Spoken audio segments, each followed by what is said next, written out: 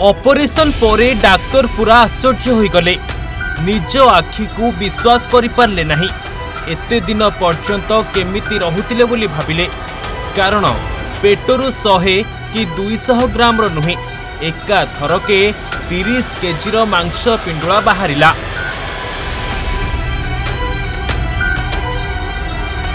गोटे हांडी भली देखा जाउथिला मांस पिंडुलाटी। हाँ आज्ञा, पेटरे छोट मांस पिंडुलाटे बढ़ले भी बहुत कष्ट हुए। हेले ही महिला पेटरू बाहरी 30 केजी मांस पिंडुला, जहाकू ऑपरेशन करी बाहर करिसेंती डाक्तर माने।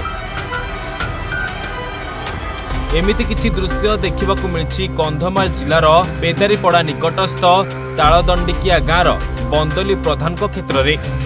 टिके ही मांस पिंडुला को देखंतु, डाक्तरंकर हाथ में मध्य जागा हेउनाही एही मांस पिंडुलाटी। 30 केजी ही मांस पिंडुलाटी वृद्ध बंदली प्रधान को पेटरे थिला।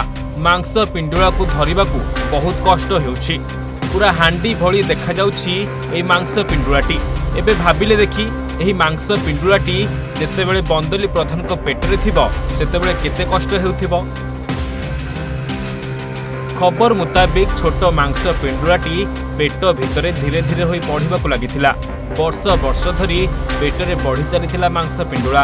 अनेक चिकित्सा हेबा पर मध्य भल होई नथिला। धीरे धीरे ओजन बढ़िबा सह असह्य जंत्रणार शिकार हेउथिले बंदली प्रधान। राति राति कष्ट पाई छटपट हेउथिले। 60 वर्ष बयस रे 30 केजी मांस पिंडुला को पेटरे धरी बुलुथिले। पेट ताच खाली बढ़ला गुरु गुना कलु फुलवाणी गलु 3 दिन खटा सज खाइल 3 दिन खटा मेडिकेट का नहीं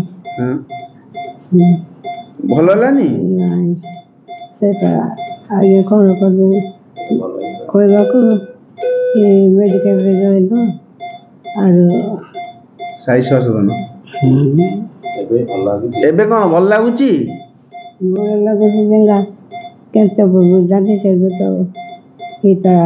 आपण पेट एड बड़ होइतला एबे सेमति अछि ना नहीं भल हो गेलानी भल लांते यार केनते जानि से गां से पटे तो टिके औषध हंती करू एते बहुत बड़ी गला। हां आया फुलवाणी मेडिकल को नका जाइतिलु से फुलवाणी मेडिकल रे औषध नियो इटा खाइले सुखी जीव आ भल हम भल कर कहला गाँव आम जाई पार्लु ना सेठ को तापर इटा साई सेवा सदन इटा शुणी कर को आसला आ भुवनेश्वर एक कटक ने चिकित्सा कर भल सबुठी फेल मारलो एबे आसलो साई सेवा सदन। हां साई सेवा आज्ञा भल होला। तेबे कौनसी सूत्ररू खबर पाई पाखरे जाई पहुंचीथिला खोर्धा जिलार टांगी निकटस्थ साई सेवा सदन डाक्तरखाना। मेडिकल ठारू 100 किलोमीटर दूर रे थिबा एही गाँ को जाई वृद्धा को आंबुलांस जोगे डाक्तरखाना को आनिथिले। घंटा घंटा परिश्रम परे ऑपरेशन करी पेटरू बाहर करथिले 30 केजी मांस पिंडुला।